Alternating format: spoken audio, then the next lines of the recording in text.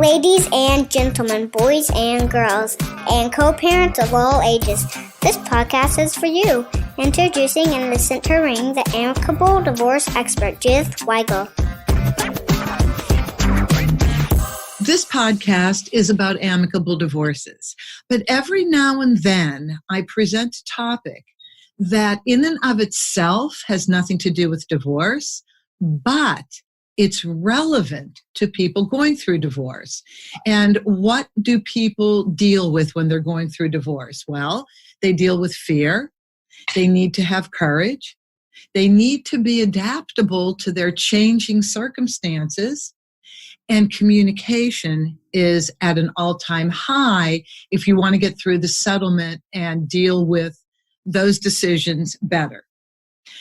On this call today, we are interviewing three exceptional people, Brian Bushway, Brandon Shin, and Jaimee Kadish. Sorry about that, Jaimee Kadish. All three of these exceptional human beings were born sighted and are now blind. And what they have to discuss about how they dealt with this extreme life circumstance, how they're living now, and the messages they have to share with you, I think will be golden to everybody. So thank all of you for being with us today. Well, thank you so much. This is Brian.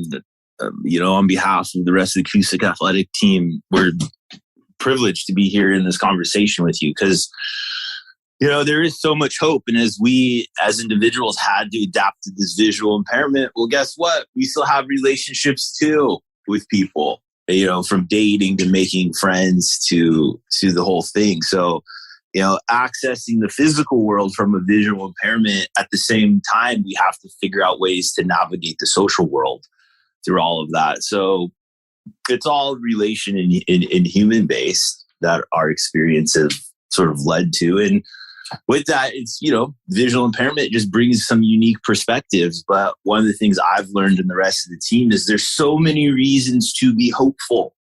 And as we discuss more what we do with Acoustic Athletics and our own journey, I just like to challenge all the listeners to find the reasons to be hopeful. I appreciate you said a couple things, Brian. First of all, you introduced the company that you all are part of called Acoustic Athletics. Two words that I absolutely love being put together. When I met Brian, it was because I saw this video. He reached out to me. We connected on social media. Then I saw this video of Brian mountain biking. And it blew me away. And I said, I absolutely have to talk to this human being. This led to me talking to Jaimee and Brandon and finding out that they all belong to this unique company called Acoustic Athletics. So Jaimee or Brandon, tell us what Acoustic Athletics is. You want me to go, Brandon? Ladies first. Beautiful. Yeah, so Acoustic Athletics is a new pace for the human race. And it is how we show up to the conversation of what it means to be a whole human and really find the spirit of life. And we are looking at how we face challenge with curiosity and what more information we can perceive. So Acoustic Athletics is based in perceptual development. And one of the biggest things that we talk about and teach is echolocation, which I'm going to pass it off to Brian because he is an expert at echolocation. Yeah. And so echolocation is this human ability for everyone to image with sound. It's like what bats and dolphins use, but it turns out that the human brain can adapt and actually use auditory information. It sends it into the visual cortex, and specifically the object recognition parts of the brain are activated. So it creates this world of fuzzy geometry. Blindness is a bad term. It's not nothing.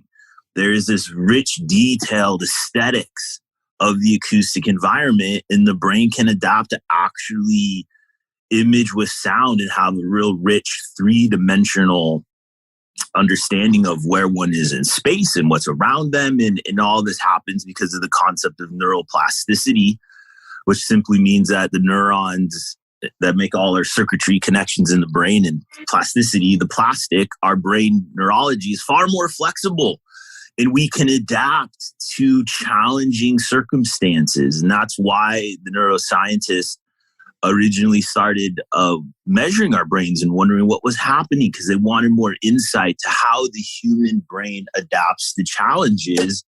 And Brandon was one of my first students that I helped, teach and develop these skills. And he could speak to some of his sort of life transformation by, embracing this ability to see with sound. Brandon, this is a good opportunity for you to jump in then. So what were those? Yes. How did you adapt after you went through some training with Brian, and how do you function now within the world, and what do you do with acoustic athletics? Well, that's a very loaded question. I guess, first part of your question, do you mind reiterating that one more time? When you first met Brian, where were you at? What did you need? How did he help you transition and see the world differently without sight? Right. So I met Brian, right around when I just turned 15. And then 3 years prior, I officially lost most of my eyesight. The official, I guess, a finding, not an exact diagnosis of my cause of my blindness, is dubbed optical nerve atrophy. However, there is actually no precise diagnosis as to what caused my blindness. It doesn't fall under a specific category. So the cause of my blindness was basically a fluke of nature, as it was described to me. So obviously, there's no clear answer as to why this happened to me. So you can imagine the grief and the drama that came with it. There's no clear answer. There is no clear solution to, the problematic card that life dealt me in this game of blackjack. So, just had to, just take the grief, cry your tears, and then pick yourself up and reshuffle the cards that life dealt you. So what was your grief curve, Brandon? How long did you have to go through that cycle before you saw, quote unquote, light at the end of the tunnel? I think the grief period was, I'd say, roughly maybe 2 years, roughly. And there's a series of ups and downs, different hurdles that you have to go through. Obviously the first year was the biggest hurdle, given that the people that I thought were my friends, they made fun of me when I was losing my vision. Before I was able to explain to anybody that I was having difficulty seeing, my grades were suffering in class because my handwriting was sloppy. I wasn't able to read what the teacher had on board, so I couldn't take down notes. And it was a rough period that first year, specifically maybe this first 7 months, 7 months, where it was hard for me to verbalize, what was going on with me. I didn't even know how to explain, what losing your vision, was like. So the grief period, to sum it up, was a period of 2 years in terms of just crying and figuring out, how to get back up. And then I guess the next 2 years after that was just me just finally adjusting.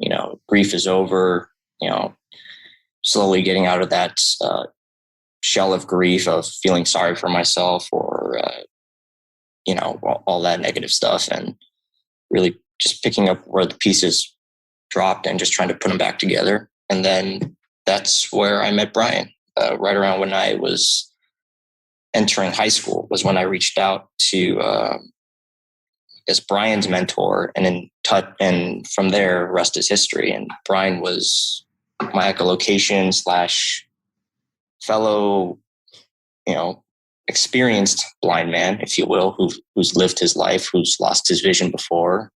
And yeah, the rest is history from there, I guess. Brandon, do you also mountain bike?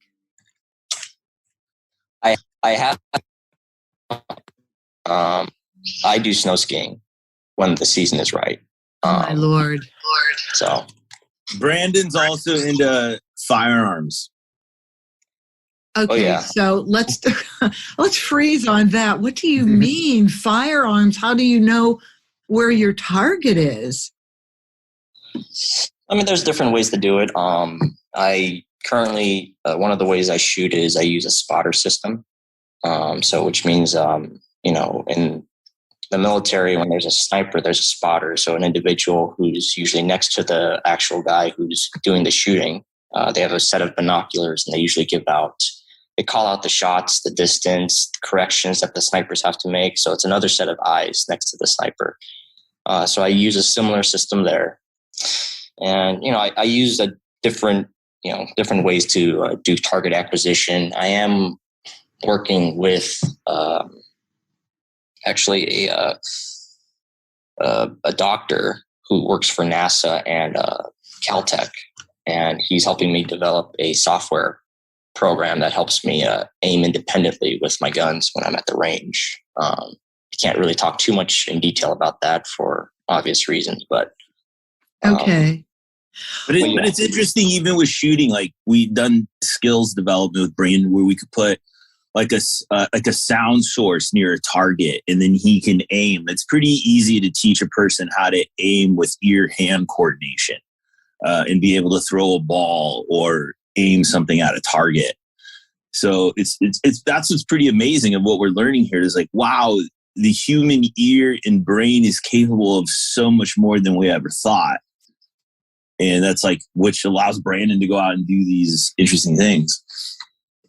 Okay, so Brian, when we talked previously and I got to know all of you in our introductory phone call, you said when one sense goes, the other senses pick up. And you started talking about sound. And you said, well, every object has a sound, because I couldn't figure out how the heck do you mountain bike without killing yourself? Could you please talk about that, how every object has sound, and that's how you navigate your way through? Yeah, every just like, see, light and sound work in very similar principles. The only reason why people are seeing patterns of light is because that light is leaving the sun or a light bulb, and it's reflecting off of the walls. It's reflecting off of objects. And so the properties, whatever this object or series of, landscapes, whatever these objects are in the environment, they have different sound characteristics to them. One of my favorite places to teach and develop the skills is in botanical gardens. A banana tree, because its big, broad leaves, sound very different in contrast to a pine tree with all of the thin needles. The sound reflects, gets absorbed very differently from the trees. And so part of the learning is developing an acoustic vocabulary. What is a hollow sound versus a flat sound versus a muffled sound? And when we clue the brain into all of these things, the brain goes, aha, there is something there. As I talk now, I'll bring my hand in front of my face and the sound will change. As I'm talking, I'll make a shh sound and you'll hear it be interrupted. Shh. True. Right? And everybody at home can try that. You can make a little sound like you're a librarian, shushing the people. And then you could just sort of raise your hand up in front, shh, and then take it down. And that difference is that hand in front of the face. Wow, that's an echo. That's the same thing as a wall. That could be the back of a car, and that could be the shallow hollow of a curb. You train the brain to recognize these environmental features, just like everybody learned how to see with their eyes. We were just young kids and everyone forgot how they learned how to see. All of that sensory integration just happened through play. But what's really cool is if a person loses their vision later in life, because of all of this neuroplasticity and this amazing ways that our brain can adapt, with the right type of motivation to persevere, people's brains can change and literally hear the world differently to the point where your brain starts imaging. So humans are all born with the ability to see in the dark and to see with patterns of light. To the point is we're all born legally blind, takes about 4 to 6 months for a young baby to fully form 20/20 vision. And then most of us will be leaving this world visually impaired also. So it affects all of us in different ways, and it will at some point. So we're kind of all on the spectrum. And we don't really need to fear vision loss because our brains can adapt and learn to do things in really other significant ways. Okay, so the very first time you got on the mountain bike and took your first ride, how did you prepare yourself for that moment? I sort of brought myself up to skill sets. I first started being able to like walk in open areas, and then I walked faster, and then I started being able to run. And I started with precision. Okay, I'm running, I'm moving faster. I'm now close to the back of the car. Let me dodge around to the left. And then once I could move at faster speeds, it simply became, wow, I'm going to use an active sonar signal with my tongue click. And then that sound reflecting is enough that I could recognize open space, more tight areas, and then I can navigate my bike and body through the spaces because I can recognize like the hand in front of me and I can then tell where to ride. And so I sort of trained myself with, right progression to then have the freedom to then navigate a bike. And I use, I was in a quiet residential neighborhood where I had a lot of, control over variables. Like the biggest things are kids running out, dogs, cars you can hear coming up and down the street. So you can always pull over to the side. And it was awesome. It was one of those things when I first lost my vision at 14, 2 years later, I'm back on a mountain bike. And by the time I'm graduating high school, I'm almost certainly the world's best totally blind mountain biker. And when I sat back and reflected on that moment, I was like, wow, in this short period of time, I never thought I'd ever ride my bike again. And now I got this cool title. It shattered all preconceived ideas about what I thought was possible in life. And that's what that moment as like sort of a marker has always sort of informed me is like, Brian, you're like, don't limit yourself in what you think you're capable of because you have so many of these other examples of you doing things that you never once thought were possible. And it became really empowering, and that just translated into all other aspects of life. And one of the things is with acoustic athletics, as we take people through these experiential sensory activities, they find themselves doing exactly that. Doing tasks, living life, doing things they never thought was possible. And that becomes really empowering for people, and it makes them question about what is possible for their futures and everything else. So it's a really fun, exciting environment to work with people in. I so appreciate that. Jaimee, there is physical blindness and there is emotional blindness. And I'd like you to comment on something you spoke about when we talked previously. And you said you can't experience courage if you don't deal with fear.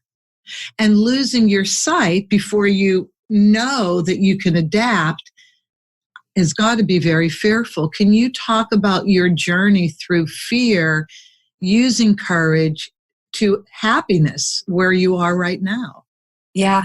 So the way we describe my position on the team too is I'm in the middle. I'm the bridge between the sighted world and the visually impaired blind world. I have a condition called retinitis pigmentosa, which is a degenerative genetic disease. So I'm losing my vision over a time span. I still have a lot of functional vision, and also it's not reliable.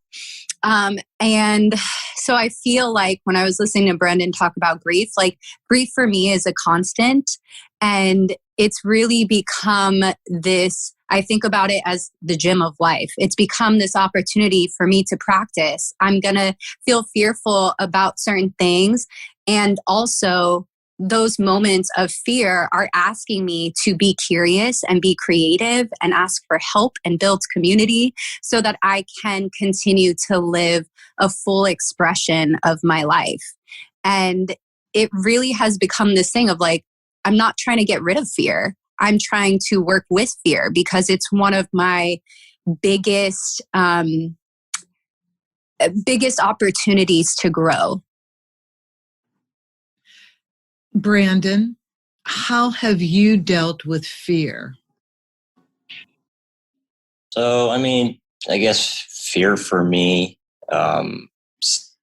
stemmed from a couple of different places and how I deal with it as well. For me is, I think it was coined by, I believe, Mike Tyson, Mike Tyson's boxing coach, is that fear is a double-edged sword in that it could help you and it could also cut you. And he compared it to fire. You know, fear can be used to cook your food. It can be used to warm you up when you're cold. But, you know, if you don't keep track of it, you don't pay attention to it, you let it out of control, it can burn you and destroy everything that it gave to you.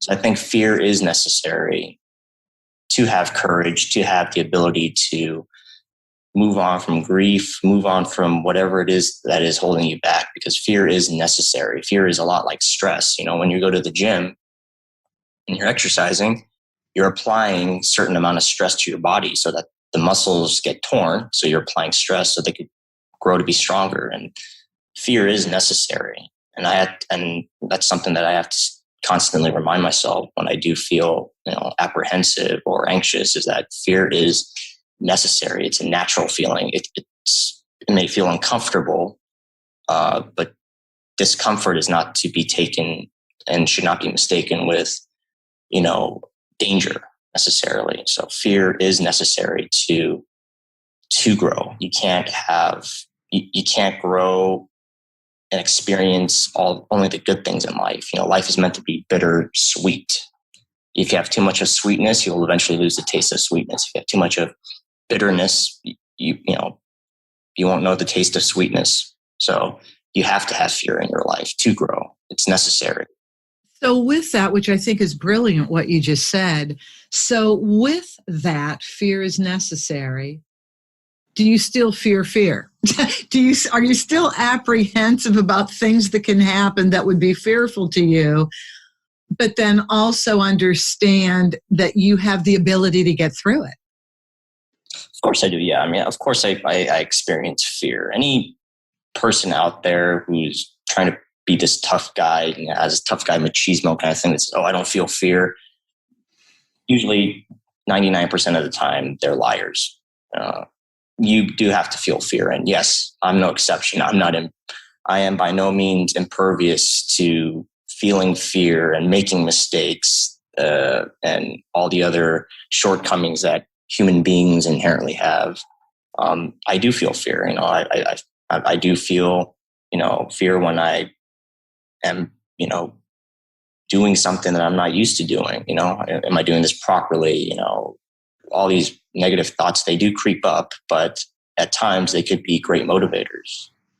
So I guess you lean into fear as opposed to avoiding it or running from whatever situation is causing fear. Yeah. I like to think about it as like hugging. Like I hold it all. And because I hold it all and because I embrace it all, I get to feel the height of my joy, just like I feel the height of my fear. And I really do believe if we disassociate or numb ourselves to the negative emotions, we're also taking away the potency of the good emotions we want to feel. Extend that thought. That's interesting. So if I am resistant or if I'm pushing away the things that feel uncomfortable, it creates it just creates this space between me and all emotions. You know, like you don't get to pick and choose what you want to feel. So if you push away the things that don't feel good, you're also pushing away the opportunity to really satiate the things that do feel good. And so because I want to be so deep in the good feelings, I also know that that means embracing the things that don't feel so good. And when I do that, it becomes an opportunity to be able to transmute the energy into something constructive or into something that I can create from versus just sit in. Jaimee, do you go, and I wanted to clarify this with my question, do you go back and forth between being able to see to some extent and having light eclipse? Yeah, so the way that I like to describe my vision is it's kind of like a kaleidoscope. Because my eyes don't process light quickly, it's like the light is always moving and I'm always trying to bring in the picture. So something that I've started doing now with acoustic athletics, I grew up as a concert dancer through classical ballet and modern. I've started taking my ballet classes blindfolded because what I've found is because I still have some sight, my brain is trying to still process through the visual field, and it actually creates more confusion in my body. So taking away my eyesight while I'm doing movement activities is allowing other systems in my body, like my feet, to take over things like balance. So it's actually been really life-changing to see that when I'm taking my sight away and allowing my other perceptual skills to turn on, I'm better than I am when I'm relying on my eyesight. And it only has continued to empower the psychological component of losing eyesight, because once I took my first ballet class completely blindfolded, I was like, there's nothing that I can't do. This is my my bar. That's like, this is where we're at. And life doesn't have to be this scary adventure into the unknown. It could be a really like inspiring and exciting and revitalizing adventure into the unknown. When you were saying that, talking about it's a kaleidoscope and you were testing yourself in ballet classes, I closed my eyes for a second and I envisioned myself on a dance floor doing ballet. And all of a sudden, I could almost feel how powerful it could be to have that type of control over your body in darkness. Totally. It's that. And also it's been really interesting because growing up as a dancer, we're in front of a mirror and we're taught to look at our position in space to see that it's right. And now I've really transferred into this place of feeling to know and not seeing to know. And it's really completely changed my relationship with movement from being this performative thing to being this tool that I get to use to navigate life. Yeah, and it's really interesting that you brought up the mirror because that was one of the first things that my whole relationship as a young teenager, my relationship with the mirror changed. And I found it really interesting now observing most people when they use the mirror to confirm their insecurities. They're always like eating themselves up with it as opposed to before anyone ever looked in the mirror, how do we feel from the inside out? We would probably see a very different reflection of ourselves in that mirror if we did internal work first and then looked in the mirror. So it's really interesting. So I broke free from the mirror, and it's been really interesting how everyone else uses it and relates to it. You said something, Brian, again, when we talked before. I wrote this down. Vision is being constructed in the mind. Yeah, because vision, we have this relationship that somehow vision takes us outside of ourselves. But right, vision is being constructed in the mind. The mind is the thing that's creating all of our realities and experiences. And that's why people, if they have a traumatic brain injury, they get in an accident, their eyes and all of those things mechanically can work, but the brain can actually stop processing visual information. So it's all being constructed in the mind, and that's really where all of our different senses are inputting there. And most of life is being informed by our other senses. We just don't have a very sophisticated vocabulary to talk about them. And then everything sort of gets wrapped up under the lens of we as humans create a sense of reality through whatever our dominant sense is. And so that then becomes like the supremacy filter of how we think everything is done. But really, everything's being done in life from moment to moment, really informed by all of the other senses. We just don't really pay attention to it very much. Okay, so let's go there. How do you see people differently now than you saw them before? Yeah, I'm much more focused on a person's essence. Right? People have energy, right? We have terms like, look, they're glowing, they're radiating, they're beaming. These are visual oriented language that talk about a feeling and energy that people radiate, they're beaming. So we already sort of have this idea that, wow, we can sense people, right? And the first thing that a visually impaired person notices is a person's shoes, the way they walk, a person's gait. Because that's the first thing you're going to notice because you're hearing them approach before you're ever going to notice, you're not going to get any like details of facial features and hair, but you're going to get a sense that, all right, here's a person, they're in space and you hear their shoes coming. So a person's walk is the first thing that I notice about them. And then you also said before the breath and voice are the windows to the soul. Because we're used to saying, well, the eyes are the windows to the soul. If you look at somebody's eyes, but breath and voice are the windows of the soul. Speak to that one, if you please. Yeah, because the breath and the voice, the breath is resonating the vocal cord and it's coming from the inside out. Right? And so because of that, I think the voice and the breath can be more insightful to where the other person's inner world is at. I can understand that. I can actually understand because I come from a music background. Mm-hmm. So I'm very in tune with sound. And if we just close our eyes while we're talking to somebody, I agree with you that we can start assessing who that person is, the validity, the truthfulness of the words they use compared to the sound of their voice while they're using those words. Exactly. And you can also start telling as a person shifting in their chair. You can hear if a person's voice is coming closer. Are they leaning in? Are they moving farther away? Are they turning their head? And yes, you see, vision, most people don't even have a sense of control over their vision, right? Whatever the shiny things are distract you and then you're off looking in a different direction. Or we've done a lot of workshops with sales teams, and we have this great little system where they, talk to their clients with their eyes closed versus if they have all these windows open on their computer. It's amazing the quality and the meaningfulness that these sales guys have when their eyes are closed because they're not distracted by all the windows or the instant message that pops up.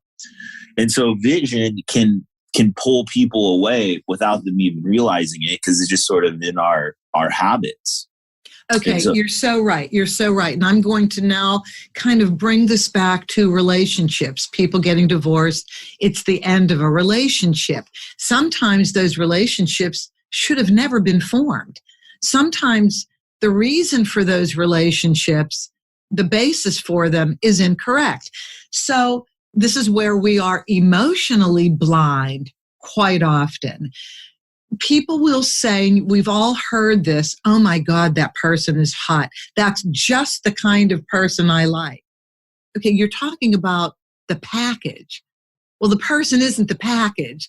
The package is an expression of how you eat, how you were born, what your physical size is, and shape and all of that. But that's not what sustains a relationship. We also hear about, a man will marry a woman who's completely hot if we're talking about heterosexual relationships, or anybody. Somebody will get into a relationship with somebody who's hot, quote unquote, but the relationship doesn't work because hotness, what the heck is that? Let's talk about how all of you decide the people you really want to be around. One of the first things I look at with people like making friends, which would then progress or has progressed. I've been married 11 years. But with general people, I invest in people who invest in others. Right? I want to make sure that my investment in them down the road, that person is going to be a person of serving others. So, because sometimes we can find ourselves in relationship with people who are just black holes of emotion. As much as you want to help them and give to them, they just keep taking. And so that's one of the things as I get to know people, I want to see, is this a person who's going to invest in others? And then that'll start defining if this is going to be like more of a long term and how much emotional energy I should spend investing in this person. Brandon, we all feel differently with different people around us. We connect emotionally. We connect through intuition. And that phrase, listen to your gut, listen to what's going on inside of you and the reaction you're having to people. How do you do you work a lot on gut feeling, and how do you decide new people that you want to bring into your life? Well, that's a difficult kind of question for me to answer. Obviously, I'm only 25. I'm not married. Last girlfriend I had, we broke up 3 years ago. But the question of how, if I listen to my gut feeling, well, my own personal shortcomings is that, I've had people in the past take advantage of me, people that I thought were my friends. So naturally, there is a part of me that is always wary and suspicious about people. And, I've had bad encounters. So the way that I usually determine people is that I want to hear them talk. I tend to be a listener. I only ask a few questions just to see how they answer. And it's not, mind you, like I'm interrogating them. It's so much as if you let a person talk, let them freely express themselves, give them a platform, an environment where they can actually talk. There's a lot you can deduce from how this person behaves and what their mannerisms and in other situations are probably going to be like. Because projection, people always want to project an image, anything from the, more notably from a visual standpoint, the way that we dress, the way that we carry ourselves, and going back to this idea of the mirror, our reflections, there's an image we want to project more so visually than, auditorily speaking. So in my case, to get a clear image of this person, how does their head work? How do they think? I like to talk to them. So, I'm, I guess, lame and old fashioned. So I'm generally not into this whole one night stand kind of hookup things, because I want to know who this person is. How do they see the world? How do they understand the world? Right. And, you brought up something so important, again, in relationships. And when I'm mediating, when anybody is working with a couple and mediating their divorce settlement, communication is key. The way people speak to one another while they're negotiating is as important as what they're negotiating. And when you said, I like to ask a few questions and I just like to hear people talk, this is so important that you said that, because in a mediation, when we're dealing with settlement, one of the things that does not happen with people on their own when they're in emotional strife getting divorced is they don't have the ability to listen. They're defensive. They're in fear mode. And they just need to get it over with because this is so painful. I can't live in this space anymore. Yet these decisions are ultimately important. And what I try and do with people is kind of what you just suggested and what you said you do. And that is, I ask everybody to please not interrupt. Because if you let somebody talk uninterrupted and let the spaces be there, people need space to swallow, to reflect, to refine what they're saying. You will find out so much about somebody because when somebody talks uninterrupted and they even listen to the sound of their own voice coming back at them, the things that they're saying coming back at them uninterrupted, they actually start checking themselves. They actually start reshaping what they think and what they said until you get to the real person and the real message. Do any of you have comment on that? Yeah, I would say that's, much like a physical mirror offers a physical reflection of you. A relationship and the way you communicate to another person is an emotional and spiritual personal mirror of you. How are you being reflected off of this person? How do you conduct yourself around this person? The person's reaction is the ultimate personal reflection of how you're coming across. And that's, at least in my experience, that's what it was like. Granted, I can't see myself in the mirror. So I, in many ways, can see my own reflection off of another person. How am I coming across this person or this girl that I like? And I like what you talk too, is it's like communication, what you just explained to those people, give it space, let them talk, right? That's actually helping these people be better communicators. We all can become better communicators. It's a skill that we all can learn to do, just like everyone's learning. Brandon, Jaimee, other people are learning how to listen to the physical world differently with echolocation. Well, we also can get better at communicating. As I got better at a more active listener to echoes and cars, one of the things that it also taught me was how to be more of an active listener to relationships. And that's all part of what a lot of our exercise helps develop with people.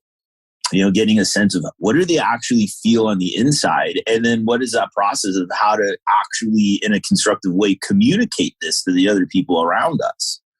We can all get better at this.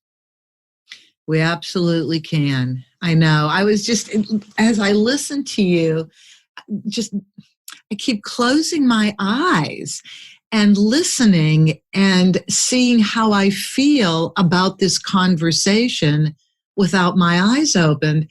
And I started visualizing, well, shoot, what if we all closed our eyes for a while and just spoke to each other?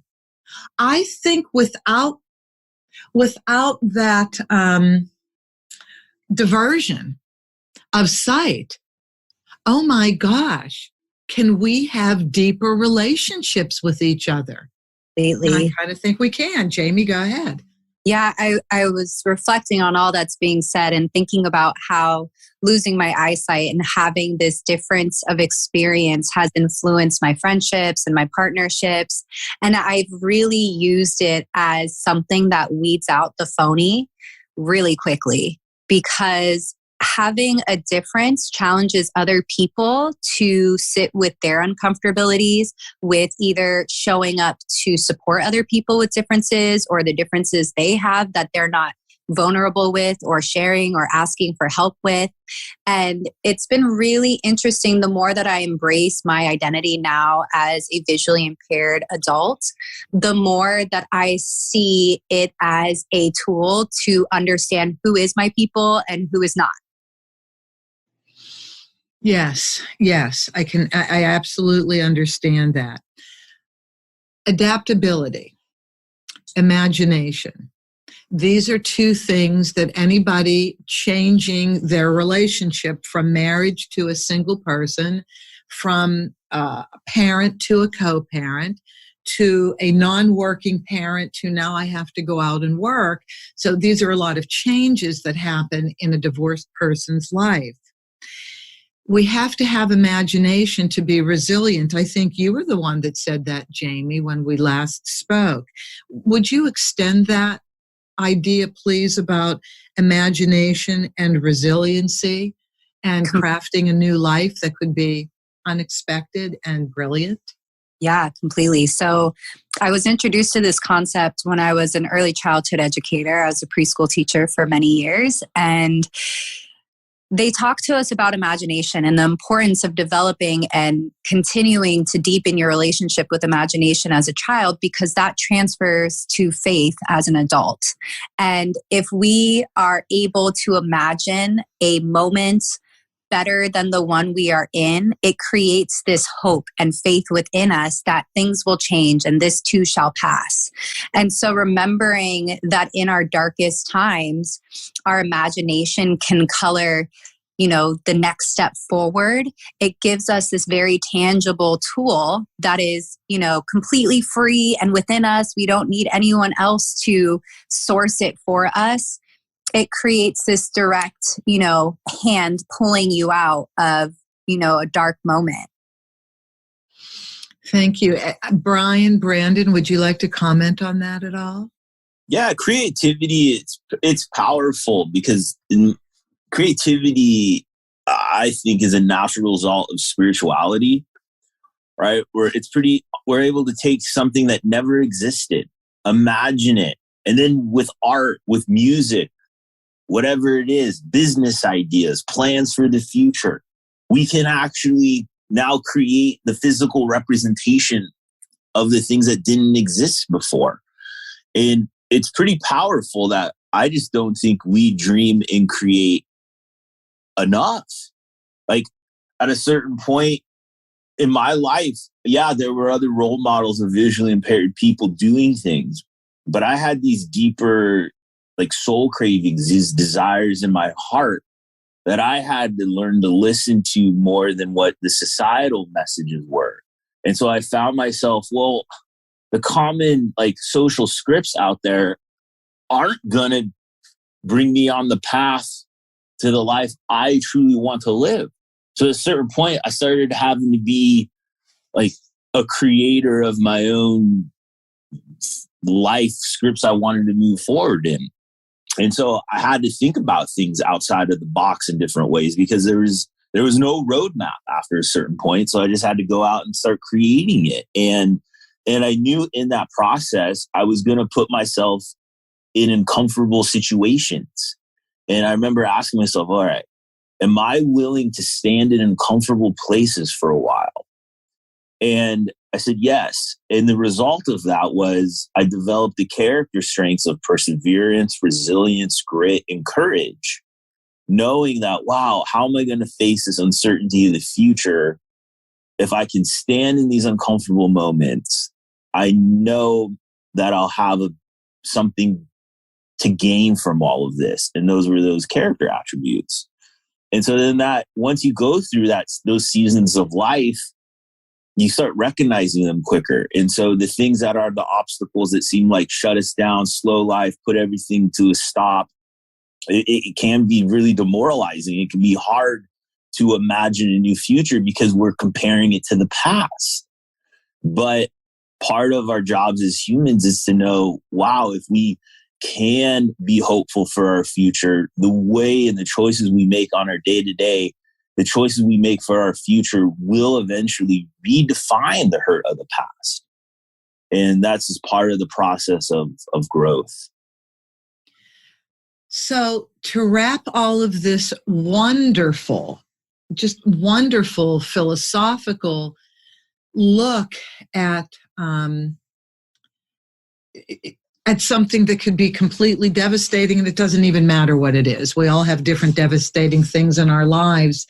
But the takeaways, and to move this forward, would be when something dramatically changes our life, we go into fear mode, but fear leads to courage if we have imagination. we can then, through imagination, adapt to our new situation. And as we adapt, we communicate differently and in a way that can be even more fulfilling and sustaining and positive than we could ever imagine. And you all have given me just such a better perspective on life. You've made me feel so good talking to all of you. And I can't imagine that every single person listening to this interview isn't walking away with a whole different idea and sense of self and how to move forward and craft their new future.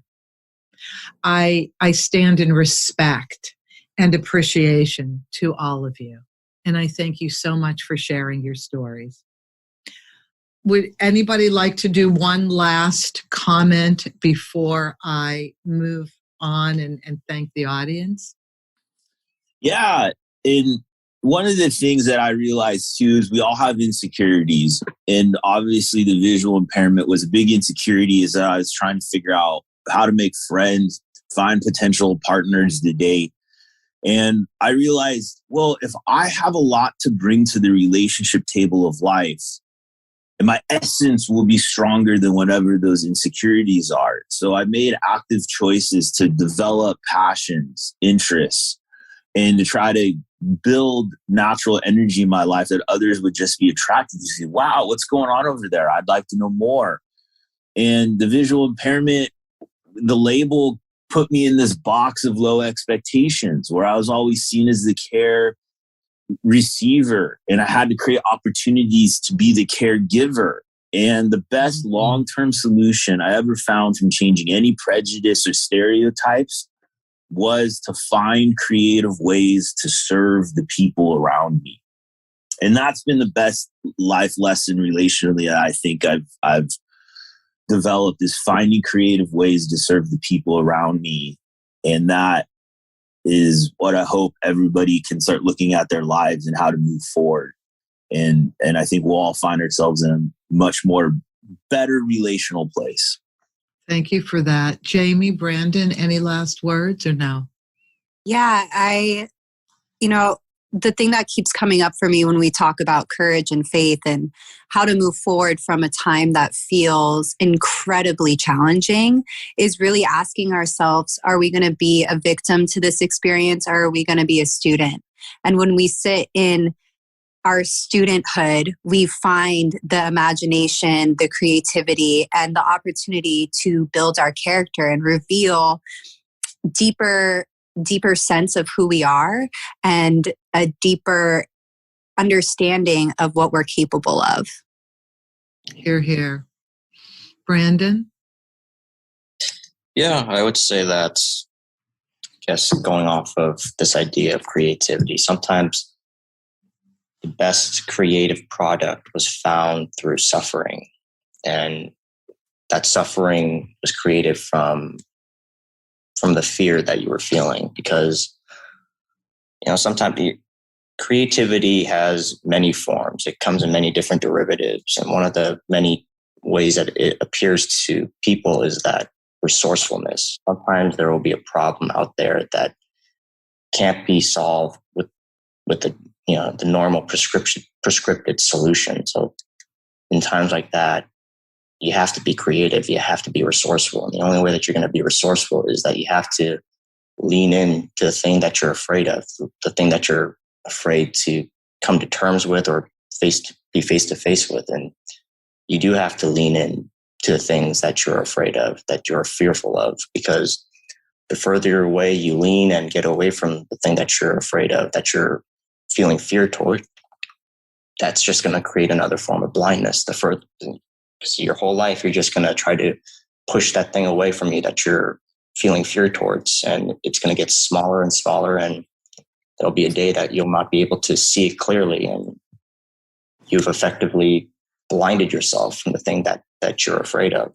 And in many ways, you've neutered your ability to be resourceful, to be creative, to find a solution towards the problem, that fear that you were having. Yeah. And anybody listening, if you'd like to, challenge and discover more of your blind spots and approaches, to life, please contact us at Acoustic Athletics, Instagram, our website.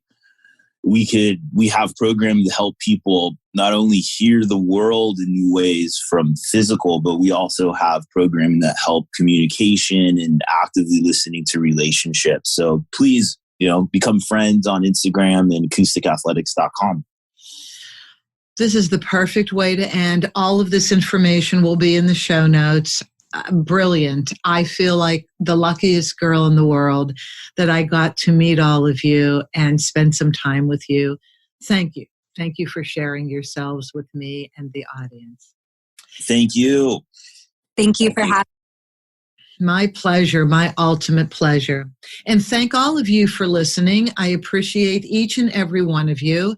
You can reach me through my email, Judith@theamicableddivorceexpert.com, Judith@theamicableddivorceexpert.com. And very soon, if not by now, I will have that feature on my website to enable you to write in to me that way. So thank you all again. And as always, have an amicable day. That's our show for today. Thank you for joining us. Be good to yourselves, be kind to your spouse, and cherish your children above all else.